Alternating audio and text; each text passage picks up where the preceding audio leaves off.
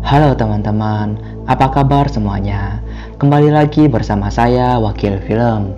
Kali ini saya akan menceritakan sebuah film horror science fiction yang dipercayakan menjadi awal mulanya tercipta makhluk-makhluk hidup termasuk kita semua di versi Alien. Ya, cukup menarik. Oke, tanpa lama-lama lagi, mari kita masuk ke pembahasannya. Dan jika kalian suka dengan channel ini, jangan lupa tinggalkan jejak dengan menekan tombol like dan subscribe ya, biar tidak ketinggalan video-video unik yang akan saya upload ke depannya. Dan dengan tidak bosannya, saya ingin mengingatkan kepada teman-teman bahwa video ini mengandung konten spoiler.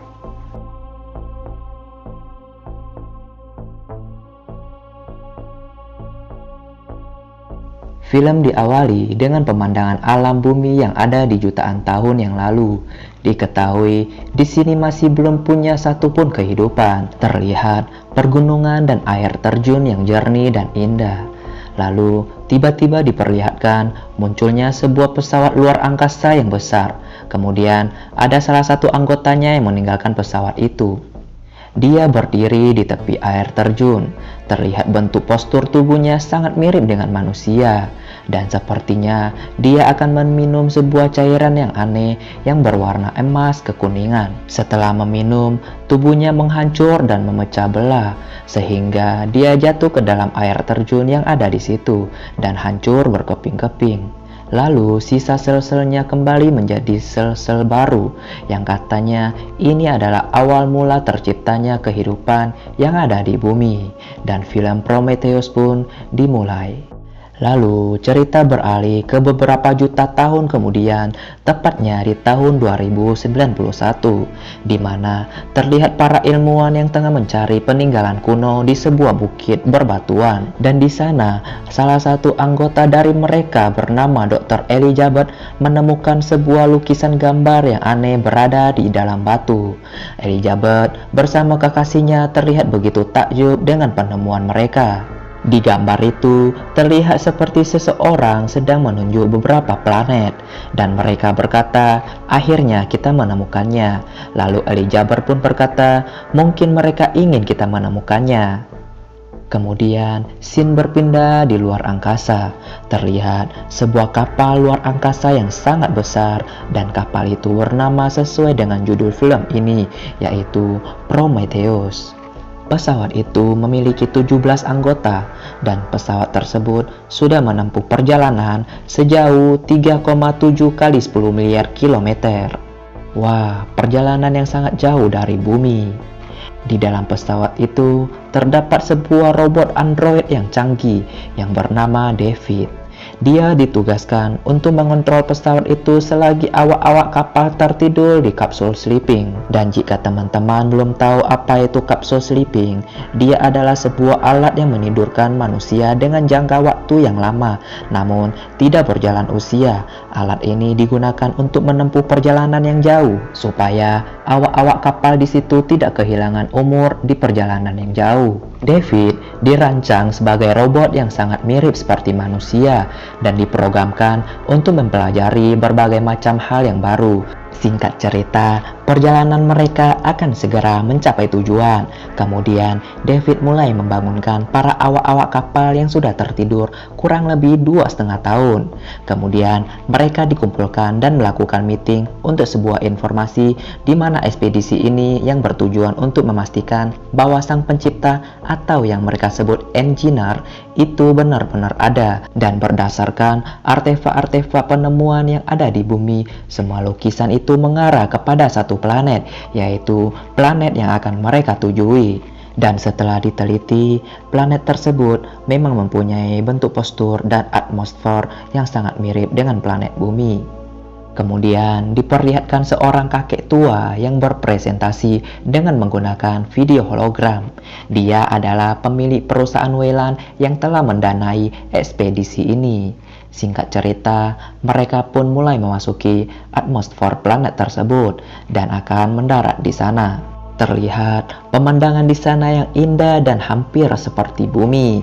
Lalu mereka menemukan sebuah lintasan pesawat yang mereka percaya itu tidak dibuat secara alami, atau dengan kata lain, lintasan itu sengaja dibuat untuk pesawat. Mereka pun semakin yakin bahwa planet itu mempunyai kehidupan. Lalu mereka pun mendarat dengan mulus dan bersiap untuk mengekspedisi sebuah bangunan yang bentuknya seperti kubah. Dan diperlihatkan mereka akan pergi menggunakan beberapa kendaraan mobil seperti buggy dan Tamiya. Sesampai di sana mereka melihat bahwa bangunan itu memiliki banyak lorong yang sepertinya itu bisa membuat mereka tersesat. Maka salah satu anggotanya akan memulai pemetaan dengan menggunakan sebuah alat yang canggih. Alat itu bisa melacak jalan dan semua ruangan yang ada di situ. Lalu mereka sampai di sebuah lorong yang banyak air dan cairan yang berjatuhan. Lalu kadar oksigen yang ada di situ anehnya seperti oksigen yang ada di bumi, kata si David. Kemudian si Charlie, kekasihnya Elizabeth, dengan sikap soknya pun mencoba membuka helm dari seragamnya dan menghirup udara yang ada di situ.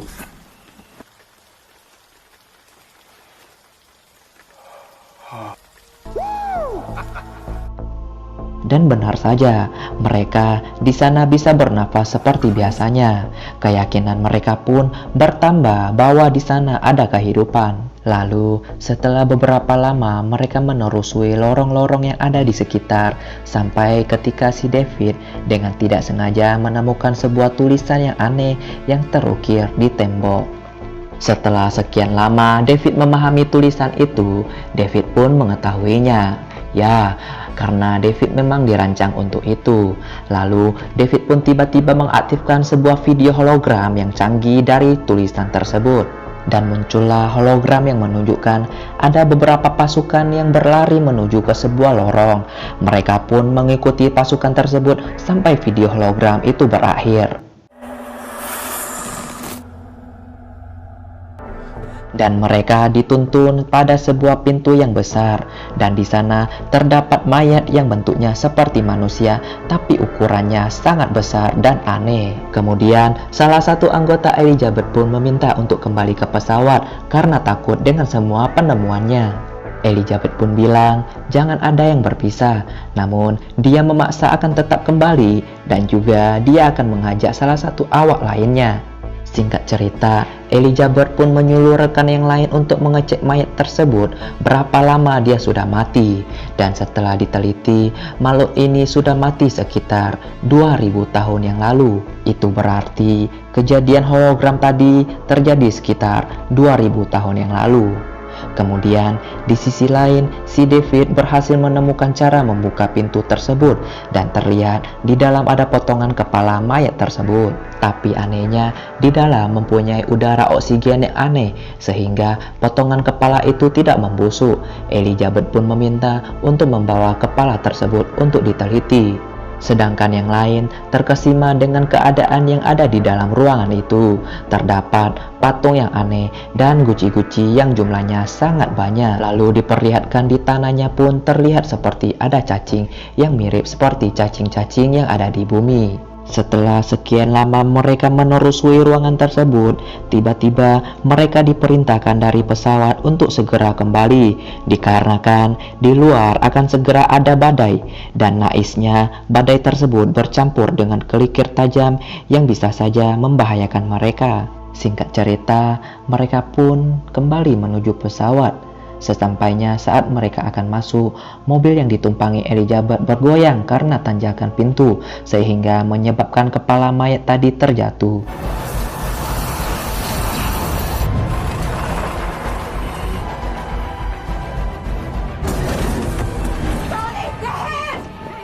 Lalu Elizabeth pun memaksa untuk mengambilnya. Namun, dia terhampas oleh badai yang mengerikan itu.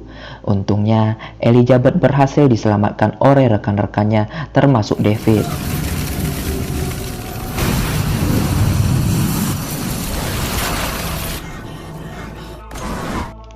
Di sisi lain, teman-teman pasti masih ingat kan dengan dua orang yang di awal meminta untuk kembali duluan, ternyata mereka malah tersesat di dalam dan terjebak, tidak bisa kembali ke pesawat karena badai, dan tak ada cara untuk menjemput mereka selain menunggu badainya selesai.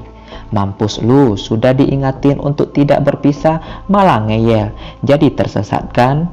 Nah, mampus. Sin lalu kembali ke pesawat di mana Dr. Elizabeth dan yang lainnya akan meneliti kepala mayat yang tadi mereka temukan. Dan ternyata itu bukanlah bentuk aslinya, melainkan adalah cangkang atau helm luar angkasa mereka, dan kepala sebenarnya ada di dalam.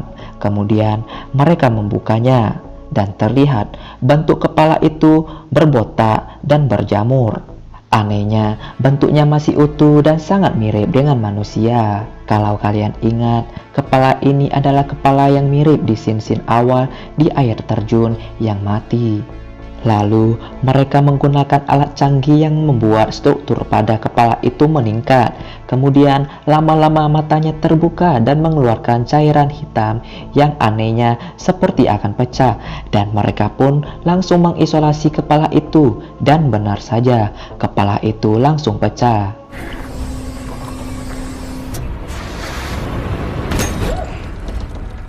Lalu, Elizabeth pun mengambil sampel DNA-nya untuk diteliti apakah cocok dengan DNA manusia.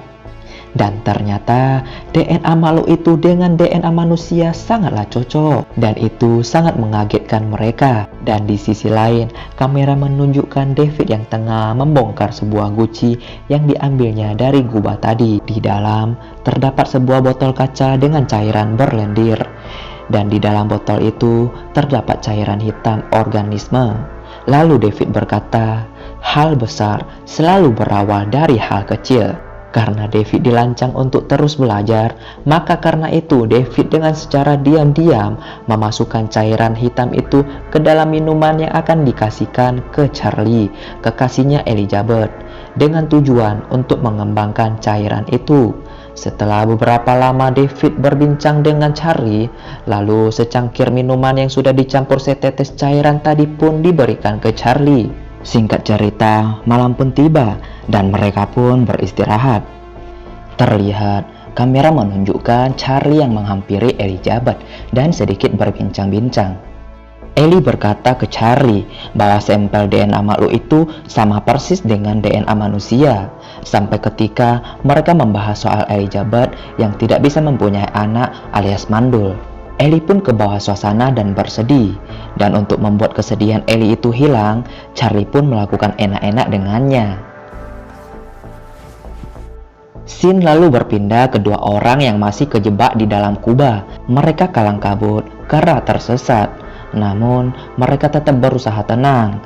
Sampai mereka kembali ke ruangan yang banyak guci tadi, mereka pun berdiam sana. Dan tiba-tiba, mereka melihat ada sesuatu yang menghampiri mereka dari dalam cairan yang aneh. Dan ternyata, itu adalah seekor ular, namun aneh. Diketahui, itu adalah cacing yang tadi di awal. Yang cacing itu memakan cairan hitam di situ dan bermutasi seperti ini. Dan dengan tingkah yang bodoh, salah satu dari mereka malah bermain-main dengan makhluk tersebut. Sehingga makhluk tersebut menyerang tangannya sampai patah. Dan ketika temannya memotong makhluk tersebut, dan makhluk itu mengeluarkan cairan asam dan mengenai helmnya hingga meleleh. Lalu Sin kembali ke pesawat yang menunjukkan Charlie bangun dari tidurnya. Dia pun merasa ada sesuatu yang aneh di matanya. Terlihat itu seperti cacing yang berada di dalam matanya. Singkat cerita, ekspedisi mereka pun dimulai lagi. Dan sekalian menjemput teman-temannya yang semalam terjebak di dalam kubah tersebut. Sampai di mana Charlie terlihat seperti tidak sehat. Namun dia tetap memaksanya. Dan ketika sampai di ruangan Gucci, mereka pun melihat kedua temannya telah tewas dengan mengenaskan. Di sisi lain, Charlie pun bertambah parah dan dia harus dibawakan kembali ke pesawat. Lalu kamera menunjukkan David yang pisah dari mereka. Dia menemukan sebuah ruangan yang aneh dan ternyata itu adalah ruangan muatan yang menampung banyak sekali guci-guci yang mirip yang di awal.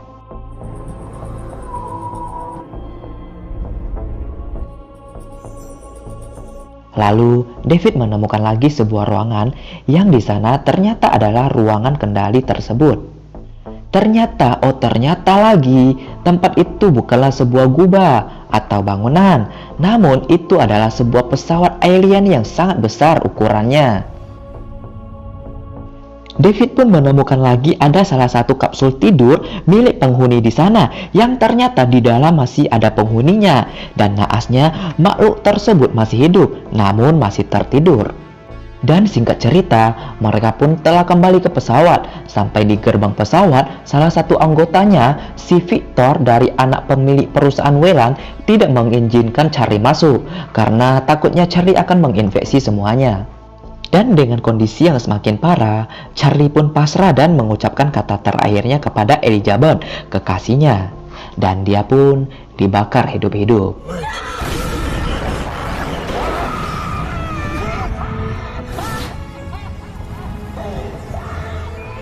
Elizabeth yang syok pun pingsan. Lalu kamera menunjukkan Elizabeth yang bangun dari pingsannya dan ada David di situ. David pun menanya kepada Ellie, apakah belakangan Ellie ada berhubungan intim dengan Charlie? Lalu Ellie mengiyakannya, dan ternyata David berkata Ellie telah hamil. Ellie pun kaget karena dia sendiri mandul, mana mungkin bisa hamil. Lalu David berkata umur kandungannya sudah berusia 3 bulan. Ellie yang pertama syok langsung menyuruh David untuk mengeluarkan kandungannya karena dia berpikir dia baru saja melakukan enak-enak dengan Charlie semalam. Namun David menolak, entah apa tujuannya. Yang jelas sepertinya David ingin mengetahui makhluk apa yang akan keluar dari tubuh Ellie nantinya. Beberapa saat kemudian Elizabeth pun memberontak dan lari menuju ke sebuah mesin pembedahan otomatis. Lalu Ellie pun mengeluarkan benda aneh yang ada di dalam tubuhnya. Ellie dengan kagetnya setelah melihat makhluk aneh keluar dari perutnya, dan Ellie pun langsung membunuhnya.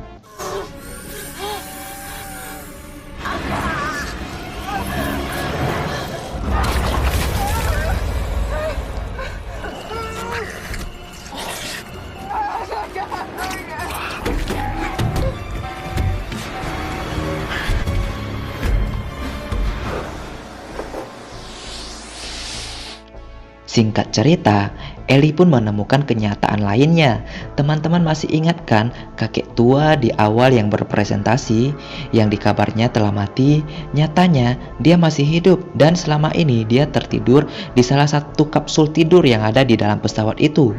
Dan ternyata maksud dari tujuan ini adalah menemukan The Engineer yang masih hidup dan berencana ingin diminta dimudahkan kembali karena umur si kakek ini tinggal beberapa hari lagi. Dengan kata lain, kakek ini tidak ingin mati dan ingin si Engineer membuatnya panjang hidup.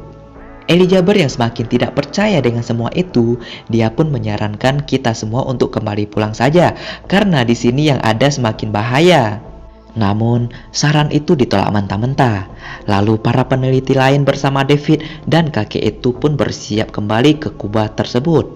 Karena David telah menemukan salah satu makhluk dari mereka yang masih hidup. Ellie dengan pasrah dan penasaran pun ikut bersama mereka pergi. David pun mengantar mereka ke ruangan kendali dan menghampiri kapsul tidur yang masih ada isi di dalamnya. Kemudian David langsung membuka kapsul itu dan makhluk itu atau yang mereka percaya itu adalah Engineer pun kembali bangun.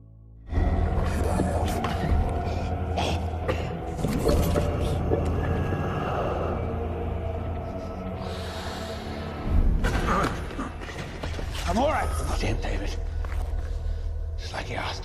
Ask him where they're from. Jangan kuiva on itam sa starter kreda. David pun berusaha berkomunikasi dengan makhluk itu dengan menggunakan bahasa mereka yang kita semua tidak mengerti. Dan yang terjadi adalah makhluk itu menyerang David dan memutuskan kepala David. Lalu kakek Weyland pun yang ingin hidup abadi juga diserang sehingga mati. Dan seluruh awak lainnya dibantai oleh makhluk tersebut, kecuali Elizabeth yang berhasil kabur. Untungnya makhluk tersebut tidak menghilaukannya. Dan terlihat makhluk tersebut seperti ingin menghidupkan pesawat itu dan lepas landas.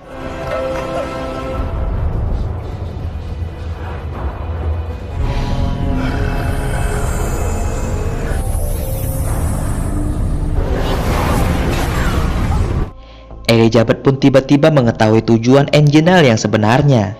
Tujuan Engineer itu adalah menghancurkan kehidupan di bumi yang telah mereka ciptakan di jutaan tahun yang lalu. Dan karena itulah, di dalam pesawat itu memiliki banyak guci yang berisi cairan organik, dan jika cairan itu sampai di bumi, maka semua umat manusia akan bermutasi menjadi makhluk-makhluk yang mengerikan, dan pastinya manusia akan musnah. Lalu Elizabeth pun bergegas menghubungi sang kapten dan menjelaskannya. Kemudian sang kapten berserta satu rekannya memutuskan untuk melakukan misi bunuh diri dengan menabrakkan pesawat mereka ke pesawat Engineer tersebut. Namun putri dari kakek Whelan tidak ingin melakukannya dan pergi menggunakan kapsul kecil. Lalu misi pun diluncurkan dan untungnya mereka pun berhasil menabrakkan pesawatnya ke pesawat Engineer tersebut.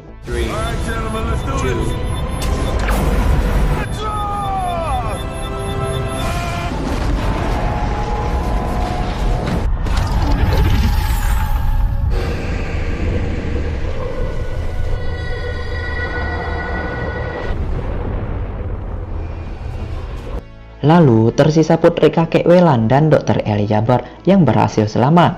Namun putri Whelan itu tidak hidup lama dikarenakan dirinya tertimpa oleh pesawat Engineer yang terjatuh tadi hingga mati. Tersisalah Elizabeth seorang. Dia pun masuk ke dalam pesawat penyelamat dan memulihkan oksigennya. Dan tiba-tiba terdengar suara aneh dari dalam ruangan pembedahan yang tadi Elizabeth gunakan. Dan ternyata anak monster dari Elizabeth itu masih hidup, malah tumbuh semakin besar dan mengerikan. Kemudian tiba-tiba muncul si Engineer dan menyerang si Elizabeth. Karena tidak ada pilihan lain, Elizabeth pun membuka pintu ruangan pembedahan yang di dalamnya ada anak monster dari Ellie. Lalu, anak monster itu menyerang The Engineer hingga tewas. Ellie yang berhasil keluar dari pesawat itu pun menangis di luar.